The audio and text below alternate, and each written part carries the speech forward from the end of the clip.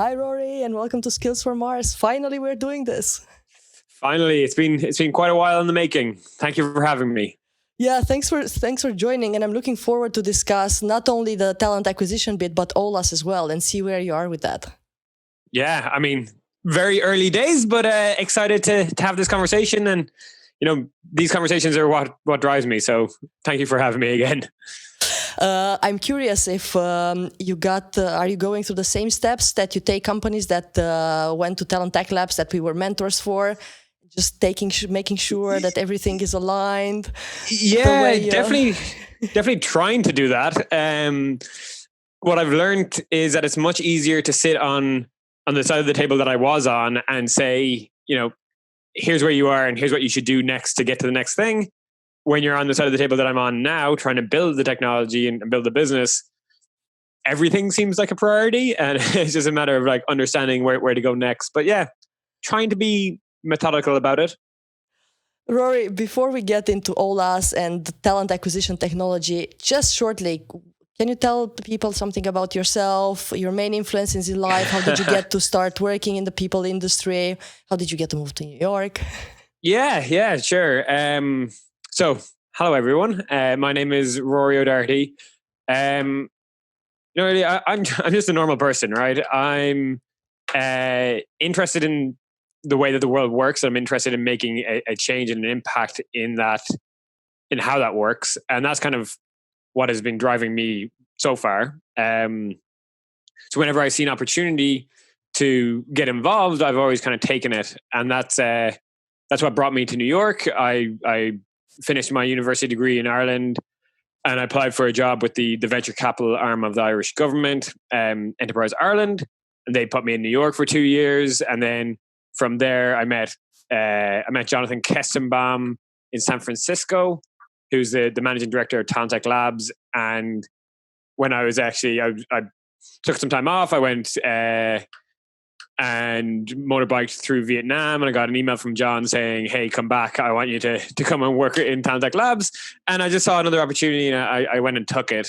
Um, I mean, main influences is always an interesting one, right?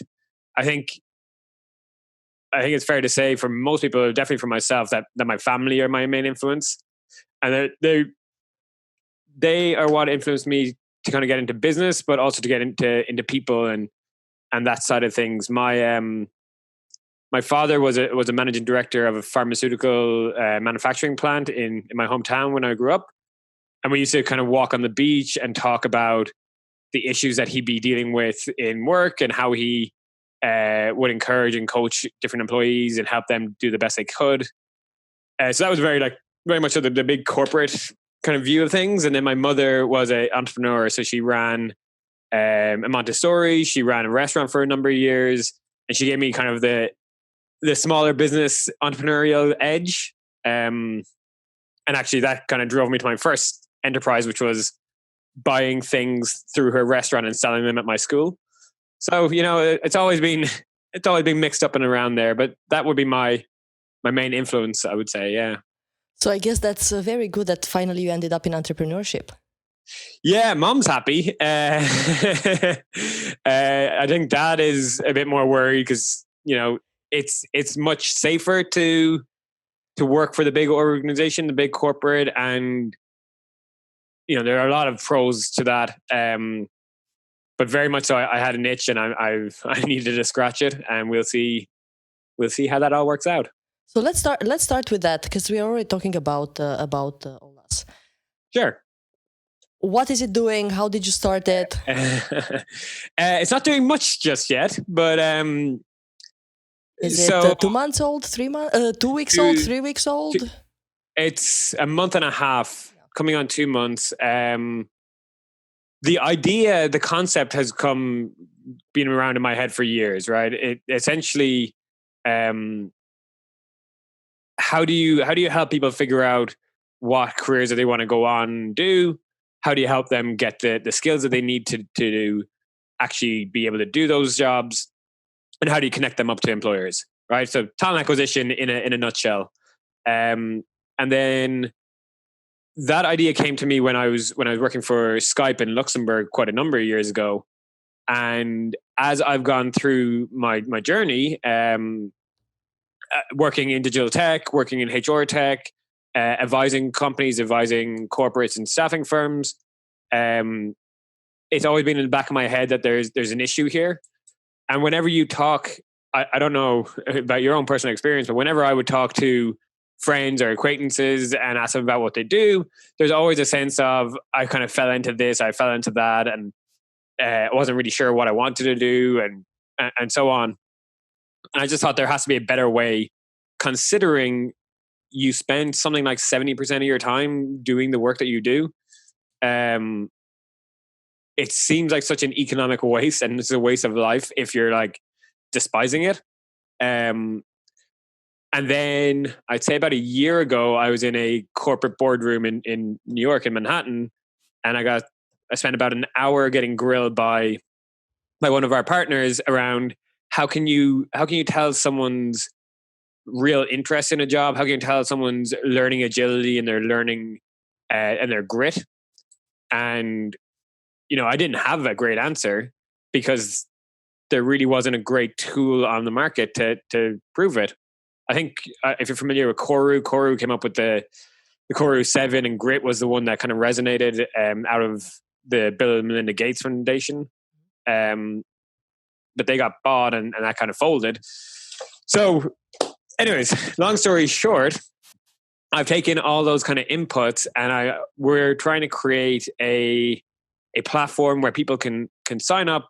They can learn a little bit more about digital jobs in particular, starting with digital marketing, because that is, relatively manageable from, just an MVP point of view. They can learn about those jobs. They can complete specific tasks. So we have beginner, intermediate, and advanced, a curriculum created. They have to complete tasks. They have to prove their ability in that subject. And then they can actually bid and do jobs for small employers who are looking for external support. The whole idea being, give them a chance to try that job before they commit, 2 years, 3 years of their lives to that job.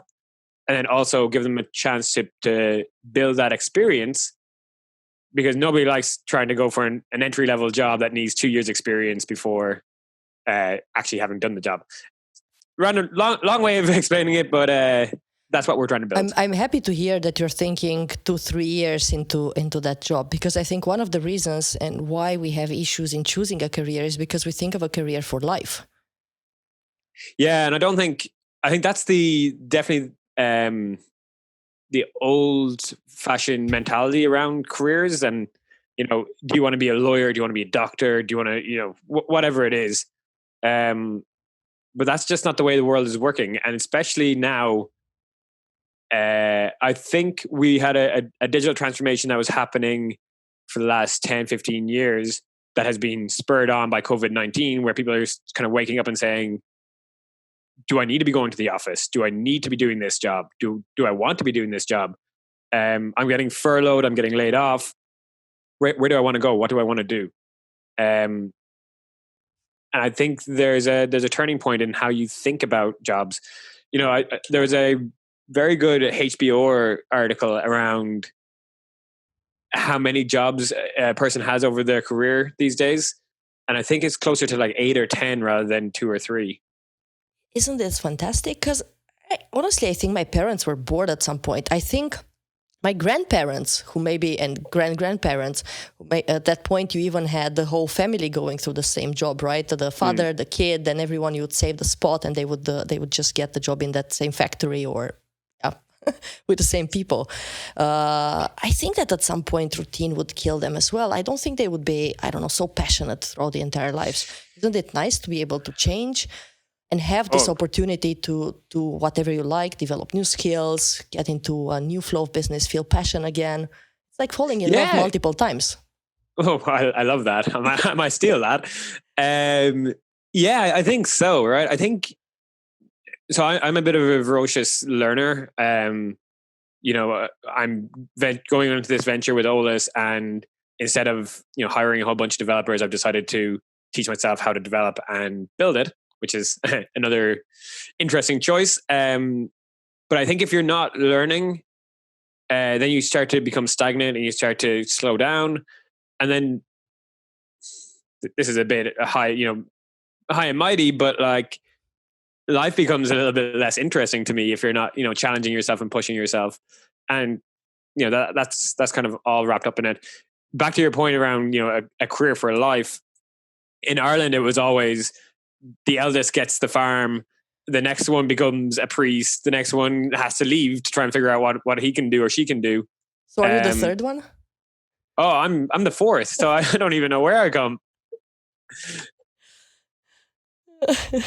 Yeah, and it is funny. It slipped my mind what I wanted to say. That's all right. Was I that interesting? Was I? Yeah, exactly. No, I wanted to ask a serious question, and then I said, "Are you the third one?" How? So when you talk about skills, you said that you're going to give people tasks, right? Several tasks to see. Do you want to use that as an assessment so they can judge their skill set in that particular digital arena, or is it? Yeah. So I wouldn't. So we'll probably touch on this in a little bit, but I've spent the last 3 years looking at different tools for NTA. Skill assessment, as it were, is not how I'm thinking of it. Not necessarily like a here's a thing you have to do, and we're going to judge how quickly you do it, Or how well, or how well, or how quickly, or what your proficiency level is. More, here's a blog, go read it. Here's a video, go watch it.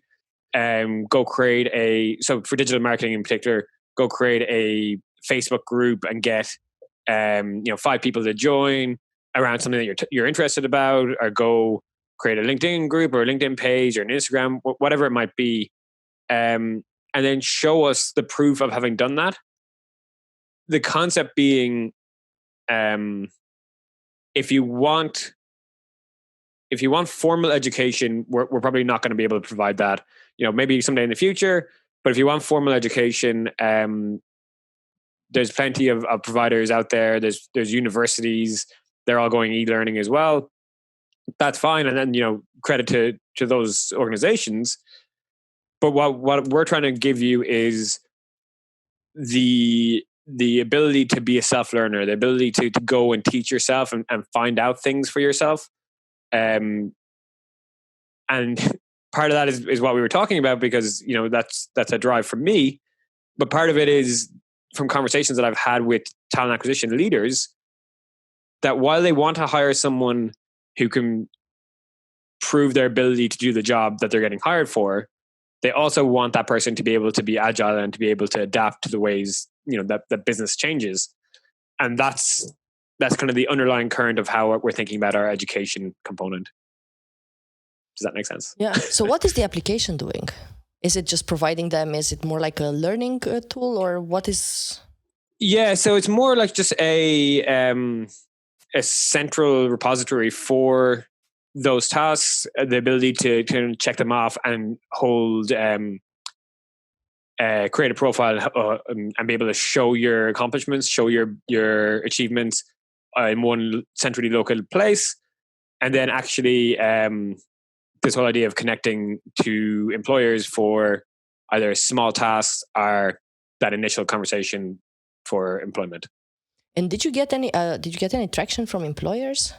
So I've had lots of interest from employers, but what we're trying to do, the challenge around all of this is like a chicken and the egg, right? Who do you get on first? We have beta users on the candidate side who love the idea and have individually reached out to me and said, this is what I've been looking for the last while, thank you, which is brilliant. And then on the employer side, I have a lot of people who said, yes, once it's ready, I'll give it a shot and I'm interested and I'll try it. But it's kind of once it's ready. So we'll see. Yeah, I'm kind of curious what their reaction will be, because I think they're pretty good at putting jobs out there, but not so good at putting tasks out there and having someone chase and understand if that was done well, or if someone has the right experience following the accomplishment of that task. I always feel that I lack that. I always found it, even in engineering and graduate programs, that if they had to think something in terms of a project or a task, they were not as able as in terms of a job. I completely agree, and it's a challenge that I'm pretty aware of. The way I foresee this breaking, splitting it up, is I can see the tasks being placed and being run by smaller organizations that need the work to get done.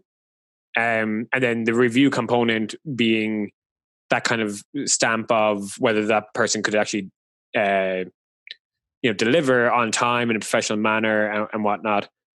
I don't necessarily foresee us working with, some of the clients that I used to work with, some large corporates, 50,000 plus employees, on the task side of things, because you do need to roll out a whole program there, right? And it becomes, gets stuck in procurement, it becomes a legal nightmare, and they'll just spend money on Upwork and just get someone else to do it, or it.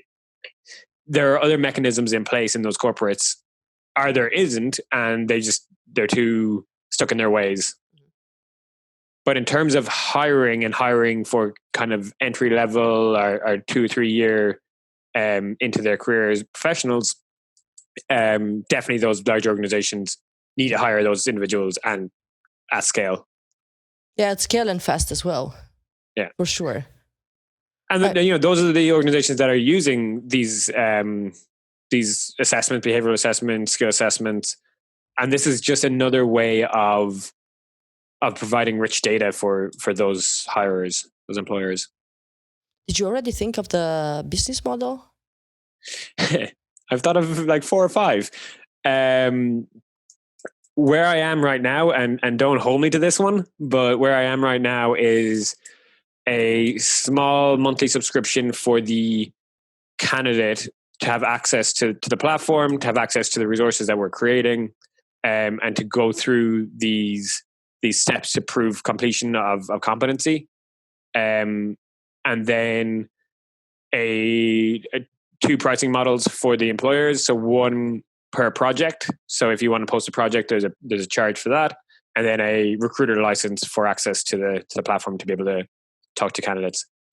That's what I'm going with, and let's see what the feedback is. Let's see how it works. So, what digital skills did you start with? Do you have any in talent acquisition? Or not yet. Not yet. So we are. The way I looked at it is, most functions are moving into the digital world, so we're going to be broadening that scope quite quickly. But really, in order to get the first batch through here and improve value in the whole proposition, we're starting with digital marketing. So there's a lot of content out there about digital marketing. You can go and do any number of courses. There's any number of blogs, any number of free resources. What we're trying to do is just funnel that in and help guide the learner. Yeah, so digital marketing, and it's one that is somewhat more narrowly defined, I suppose. At a certain point, 100% we'll be getting into recruiting and sourcing and how to use different tools, and then maybe we'll get a few recruiters out there and we can start that's spinning that flywheel. That'd be fun. Do you know of a company called Growth Tribe? Yes. Okay. Because if not, I would have sent you a link, because they have this kind of courses. So not a similar model, but quite there. It might be of interest. Yeah. It's not a million miles away. What I'm trying to do is somewhat unique, but there's nothing new under the sun, really, at the end of the day. We are not deploying advanced AI. We're not shaking the world in that way. It's just a new mechanism to help people figure out what they want to do and get employment at the end of the day. Sounds good. Does OLAS mean anything? Yeah, so OLAS is Irish for education, specifically through experience. So it's kind of fitting. And I'm Irish, so it's a nice throwback to Ireland. Yeah, it is. Yeah, it's such a short word to express so much. Nice. Yeah. So Olus.io, we are very much so in the early days of building it, but there's a landing page there if anyone wants to sign up and Yeah, for sure. start And getting I'll link it as well. Awesome. Thank you. And yeah, everyone who's interested to be maybe a beta user or even as a recruiter or and so on, they can definitely reach out. Yeah, please do. Rory at Olus.io. That'd be awesome. I'll ask you at the end as well, just to make sure we have it in the middle and at Cool. Rory, you told me that this is a niche that you found. No one else in the TAs and the talent acquisition space is doing this, or do you have competition?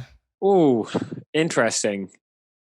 There's I think so. I used to ask every company that I would talk to, who are your competitors, and the ones that I generally turned away pretty quickly from were the ones who say no competitors. Yeah, don't have any. Nobody's doing this. We're the first ones. We're the best. We're the only.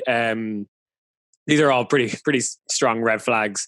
I would say there are a lot of organizations doing parts of what we're trying to do. From a inform perspective, the way I look at it is inform, educate, connect, the three pillars of what Olus is trying to bring to the table. Excuse me. From the inform perspective, you have like Head Start or Handshake, or Parker Dewey is actually very good. From educate perspective, there's a bunch of boot camps, and I think if you go online, you can find anyone who's teaching anything, any kind of course. And then from a connect perspective, you have obviously the bigger social networks like LinkedIn or someone. You have Freelancer, Upwork, Fiverr. So it's a busy space. And one of my pros and one of my cons is I happen to know pretty much all the players in the space. So I'm aware of the competition. There's definitely people out there, but I don't think there's anyone that's done a cohesive, end-to-end job for this.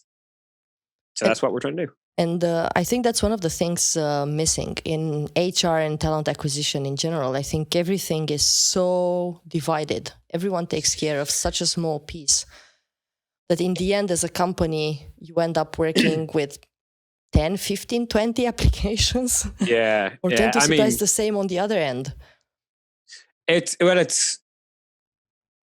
So there's so many point solutions out there that as an organization, you end up, as you say, working with so many of them and like switching from system to system and getting pretty fatigued by that as a recruiter, as a sourcer.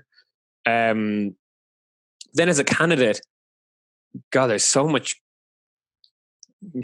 applications. Let's say applications, not say anything else. There's so many things that you can sign up to that you can try and be part of.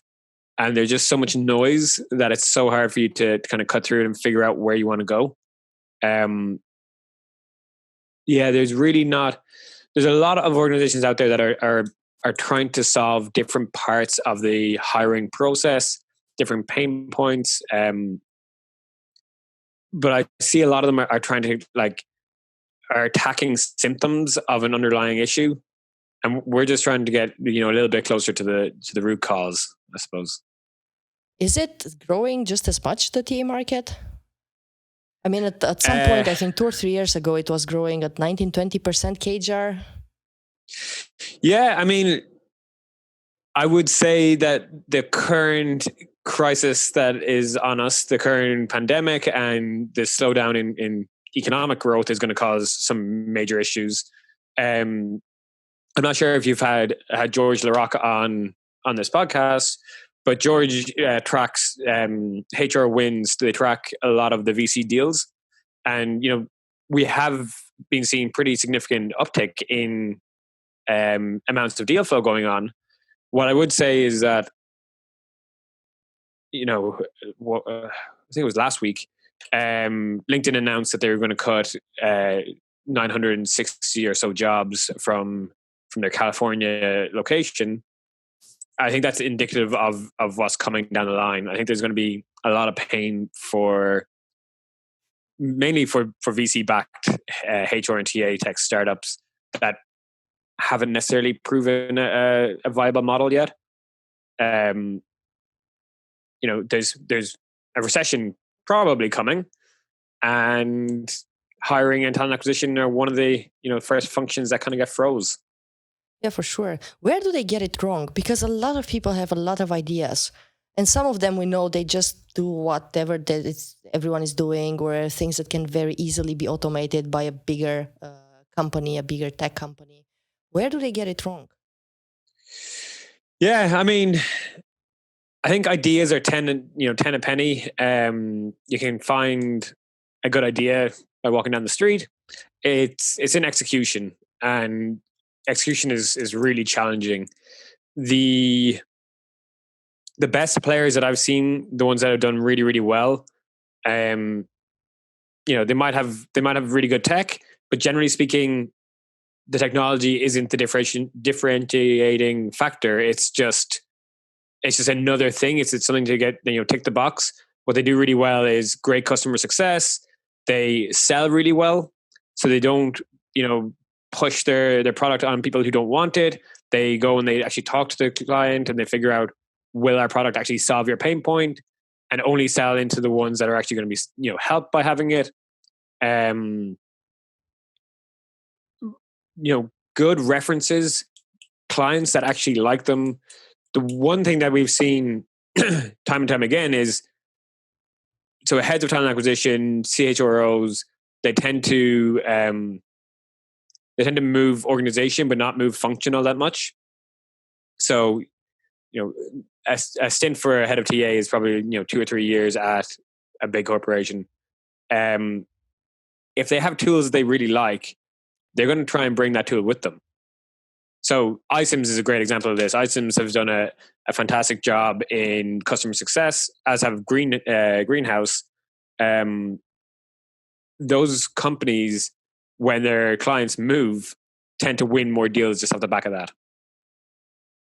Yeah, which is good and bad at the same time, because the TA lead or the HR lead knows the application and knows how it works, and maybe it can push it forward in the organization, but at the same time, you're not really watching what's happening outside and if you can do it better with something different.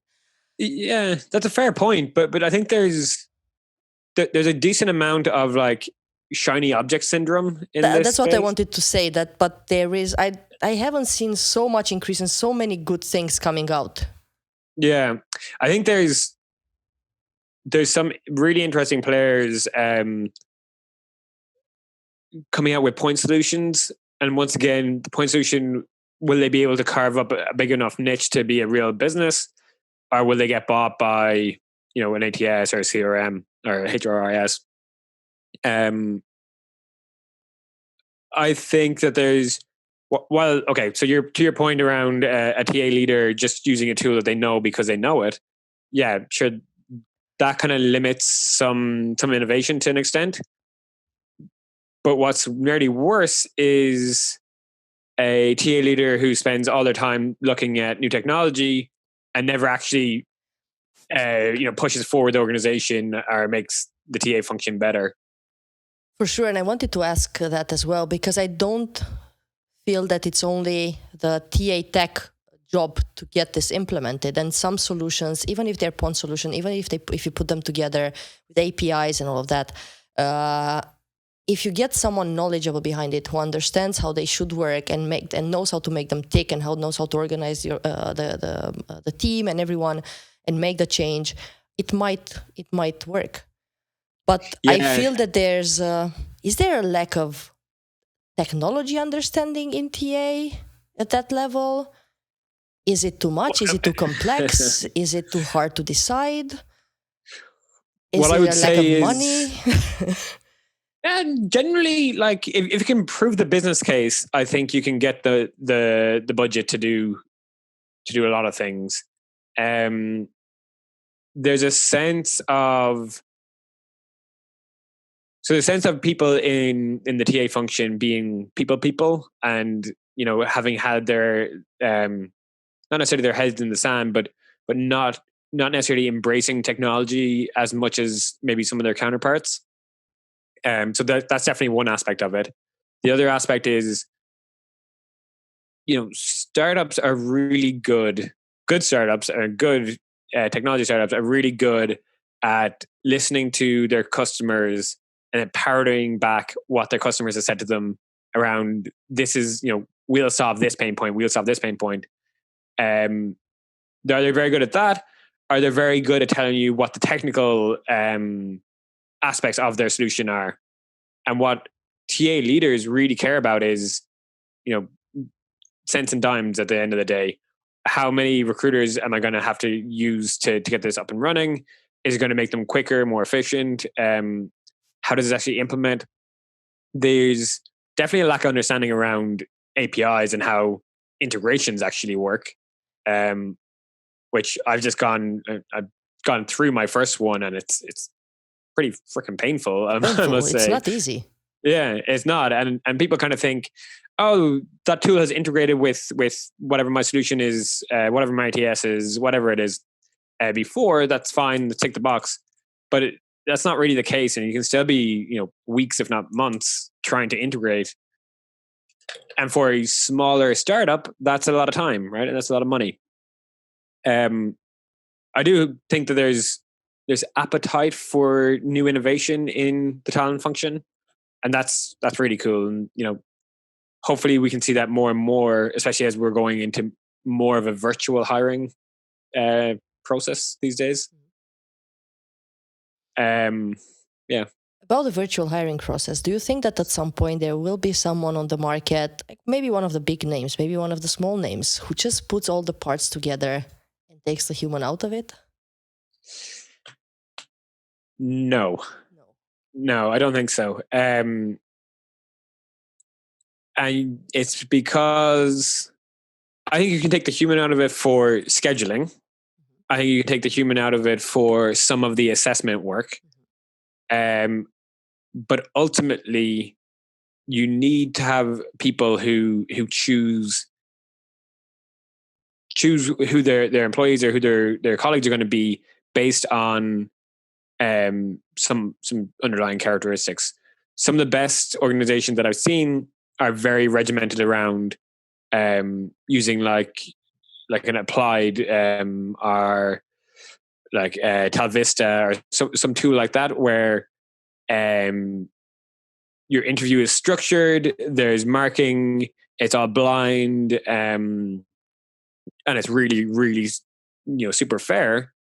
But you're still marking the answers based on what you and your group as an organization, as a collective of people, would agree with. I think that boils down to like human nature to an extent. Are you of our tribe? Are you not of our tribe? And there's a great debate to be had around culture fit and culture add. So whether you're going to fit in here, or whether you're going to fit in here and actually bring something new to the table. I don't see any technologies being able to do that just yet. Yeah, I mean, we're still struggling to automate interview scheduling here. Let's crawl before we try to run it a little bit. Just yet. What's your take on AI in talent acquisition? Should we call it AI or should we just call it algorithms?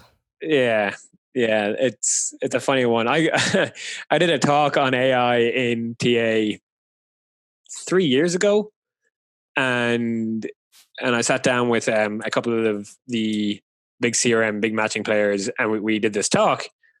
And at that point, so Tom from Smashfly was saying that they had, they're barely crawling in terms of what AI could do and what AI really is. When you boil it down, it's just like a series of maths equations that are just weighting things and figuring out what the most logical next answer would be. It's a hype. We're going through the hype cycle around AI. There's some automations that can be done. So intelligent automation, that's where I think there's real value being driven. I don't think AI and TA is going to be the savior that it might have been heralded to be. And I might No, not. or not yet. It's still algorithms, and I think there's limited yet amount of data, at least on some areas. So it's hard to make to draw a Yeah, conclusion. I mean, the challenge is, there's another layer to this where when we think about talent acquisition, we think about hiring for people who are like us, and that's just kind of a common thread that I've seen when I talk to individuals. They think about how they would use a tool or how they would interact with a tool, but a lot of hiring gets done for different jobs that aren't, say, recruiters or aren't office jobs. And how do algorithms or machine learning or AI, how do those technologies get the input from individuals who aren't don't have a very strong digital footprint? That's where the real challenges, I think. And that's why texting tools have become extremely popular recently, when you would think that texting is potentially on its way out. It's still extremely important for a lot of organizations. Oh, for sure. And now they've developed tools that look at personality based on the text that you send and make it easier for you to interact with other people. So if I were to write to you, then they would tell me, hey, Rory likes direct discussions, so don't take it around the bush. He will immediately want to know what's on your mind. Yeah, I think those are really interesting. I think Crystal Knows is the one that I really liked. They come from a point of psychology, right? And they come from a point of trying to infer from the law of large numbers, but ultimately you're just getting a little nudge in the right direction. There's an organization that I'm working with at the moment called Stellars.ai, and what they've done is they take data points mainly around technologists. They take data points around that individual, and their machine crafts a unique story to that candidate to say, hey, we think you'd be really good to work here, or like, you should come take a look at this job here because of your background in X, because of your interest in Y, because one of the team members also has an interest in Y, and we think you could bond, whatever it might be. I'm absolutely butchering this right now, but that's a little bit deeper. Definitely. I love what they do. And I hope they will cover more roles and more types of jobs at some point, because I think it's fascinating what they do. Yeah, I mean, Roy and his team have built something really cool there. I loved when I saw them a couple of months ago or something like this, when you were still in the TTL. Yeah, exactly. I showed them on one of our demos, right? That concept is where those guys, and then an organization like HiredScore, that's where I see AI. I don't really like the term, but that's where I see that kind of intelligence technology being useful, right, and being used in a creative way.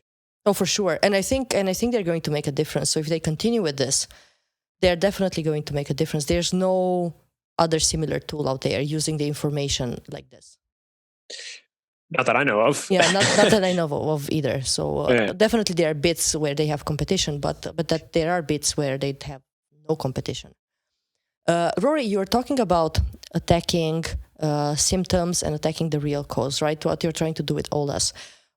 Do you see any real causes of why talent acquisition is still not working as it's supposed to be working? Even though we have all the tools in there, we still don't manage to give feedback to candidates. That's one of the biggest ones. Incredible, but we still complain about sourcing. Incredible. I mean, when I started in talent acquisition, we had nothing. There was nothing. you had to make up and find some way to figure out a list of names of people who work in a legal department in a certain company where you had interest. Had to pretend you're someone else to call in there and get to talk to that person. And now with everything that we have, tools that can show you their email addresses, phone numbers, and everything, we're still complaining about that. We are still not able to provide the right experience. We somehow want to make this as short as possible and ideally hire yesterday, even though you know that it takes time to hire a person, just like it takes time to purchase a material for production, right? It takes time to hire a person. What's, from your point of view? Yeah, what's some of the bits that maybe you see causes and not symptoms? Yeah. Well, first off, I would love to have been around when you had to source like that. I think that would have been so much fun. I mean, like you're essentially playing like, I don't know, private investigator or detective or something. But like tools have come on a long, long way since then. Candidate experience is better. I think one of the issues is that consumer experience of consumer products has jumped through the roof, and the investment in those tools and those technologies and those applications and those whatever will always outstrip your investment in talent acquisition, in hiring, because it's not a revenue generator. So I think that's one issue, that your expectations are misaligned. Your expectations are to have a candidate or a consumer like experience, where that just might not be the case. You go onto a career site and you have CRM, you have Phenom CRM, displaying all this information to you, dynamically, highlighting different roles, and it's brilliant. And you click apply, and you get thrown into Workday backend, and then you drop off. So like there's always going to be challenges there. I think there's challenges in just the number of tools that make up a TA tech stack, and keeping it all in, keeping it all, the show on the road, keeping it all aligned. I think there are big leaps forward being made and will be made in the next couple of years around talent analytics and understanding the candidate journey, understanding the employee lifecycle and the employee journey. And that should feed back into a better experience up and down the line. One thing that we were trying to do at Talent Tech Labs, and what those guys are 100% powering forward with, is empowering TA leaders to have a strong voice at the table, to be able to come to the table with, one, information about tools, but two, be armed with data and with facts and real insight into what works and what doesn't work, what should, what a good time to hire looks like for a different role, what a realistic price should be. This idea of like, I want to hire someone yesterday, I mean, that's just never going to work, right? It's never going to work, for sure. But there's always this need to cut down in time, and there's always this need to cut down in cost. There's never, because it's very hard to measure, there's never a need, or even if there's an explicit need to increase quality, we don't know how to do it. Because we don't know exactly how to define it and where to get the measures from. And yeah, I think there's a little platform called Olus.io that's going to. No, I kid. It's a really thorny problem, and one of the reasons that this whole industry attracted me, and attracted a lot of my colleagues, is that you're dealing with people. You're dealing with people problems, and people are multifaceted. You're not trying to get like, how do you speed up getting widget A from country A to production plant B? Like that is that's just a pure optimization problem. What we're dealing with is unique individuals and how they shape and deal with their lives.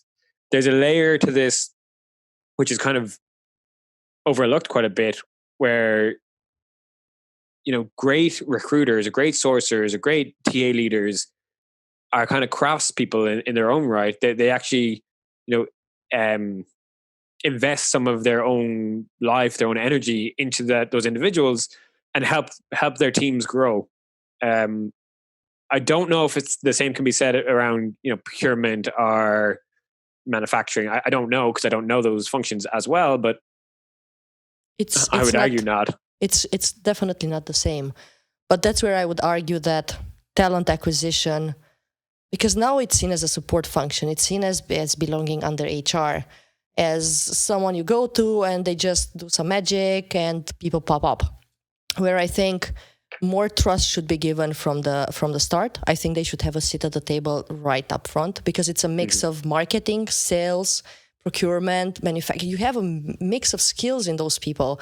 And you can't just pick anyone from the street, your secretary or you yourself, just doing the hiring for the company. It doesn't work like that. Not if you want to really have some success with it. Yeah. To build a really successful hiring process and business, it's hard. Like Amazon have the culture bearers that they have in their interviews, which I think is a fantastic process. I think all recruiters should be a culture bearer. They should be, a standard bearer for how good the organization should be. And I see that a lot at very small companies, that the recruiters are pretty cutthroat about who they let in. But it's just when you get bigger and it becomes more of a, how long has that rec been open, and you're getting some hiring manager breathing down your neck, that's where it becomes a challenge. Yeah, that's where you want them to know how to use data and analytics and intelligence that they collect from the market and have those discussions with the hiring manager. So you want some consulting and data analytics. Yeah.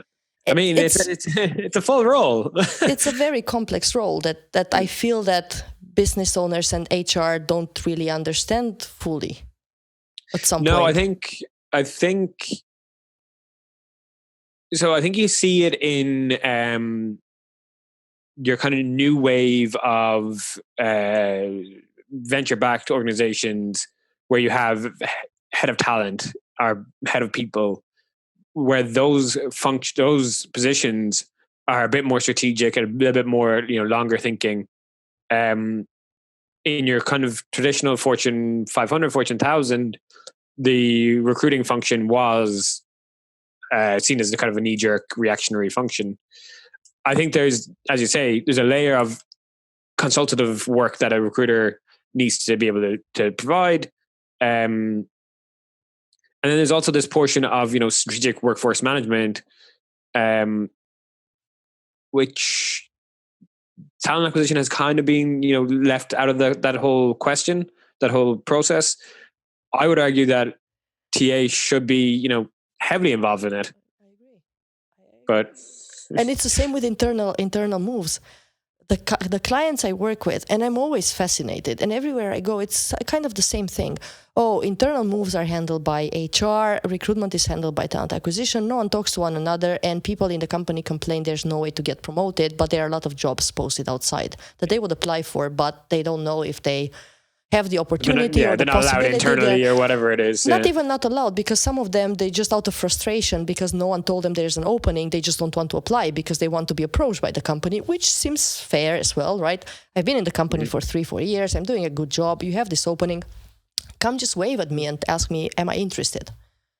So for some, I understand the frustration, but they're not linked, right? And when I tell them that, they just look at me like, why? And it's the same with workforce analytics. It's the same with intelligence. And then you also said, and I'm sure you are of the same opinion as I am, that actually talent acquisition does touch the bottom line.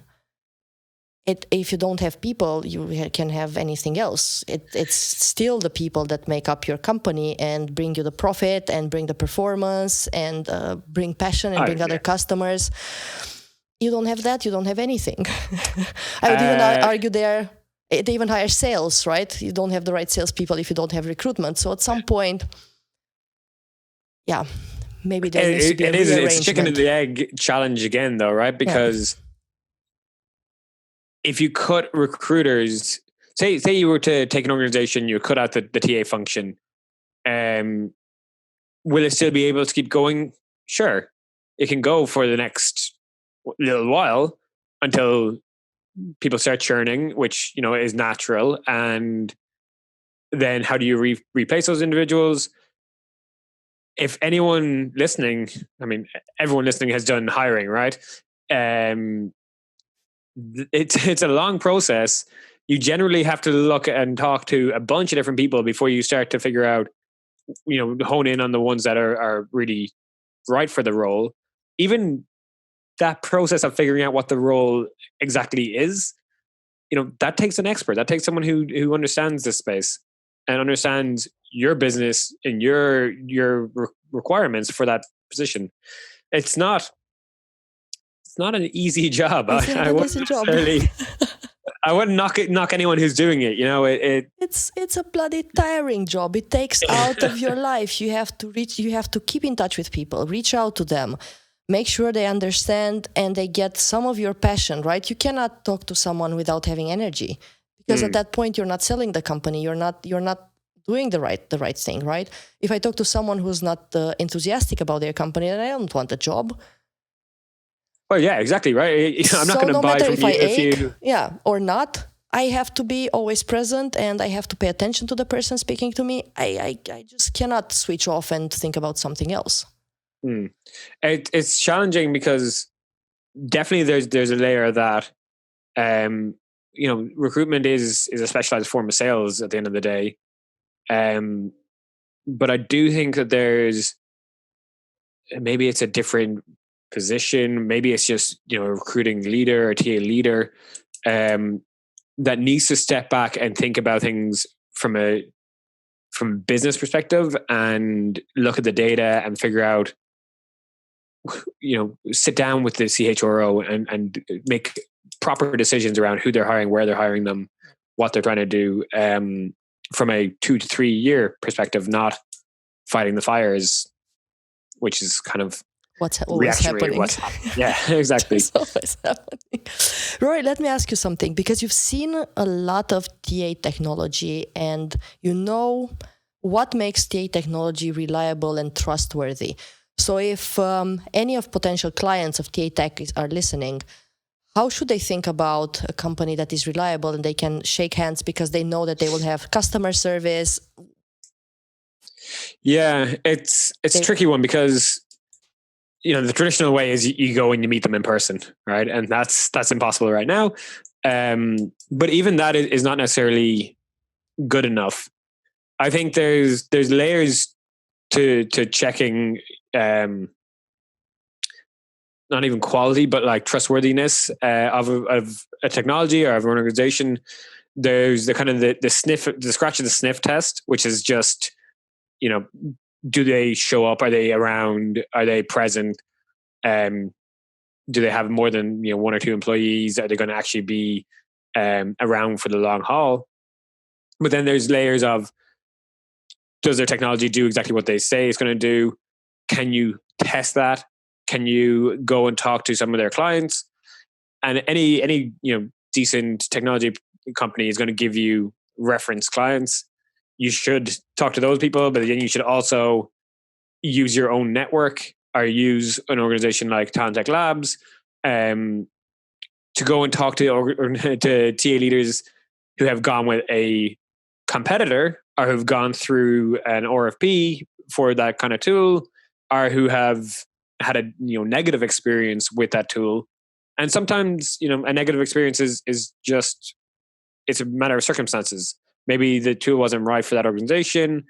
Maybe they didn't have the change management in place. Maybe they didn't have the buy-in from senior management, whatever it was. But you want to get a full picture of who it is that you're going to be working with, because at the very least you're talking about a year-long partnership.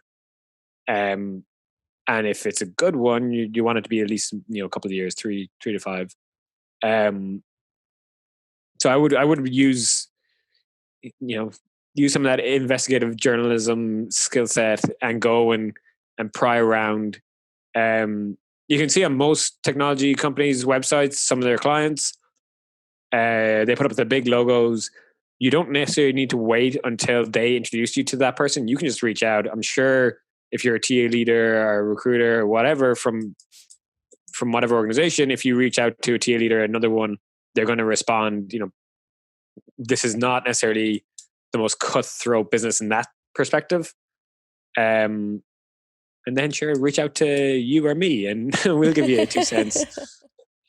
For sure.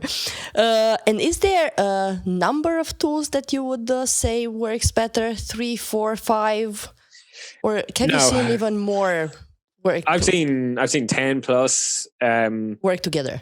But it depends, right? It depends on the organization size. So like that one that I'm thinking of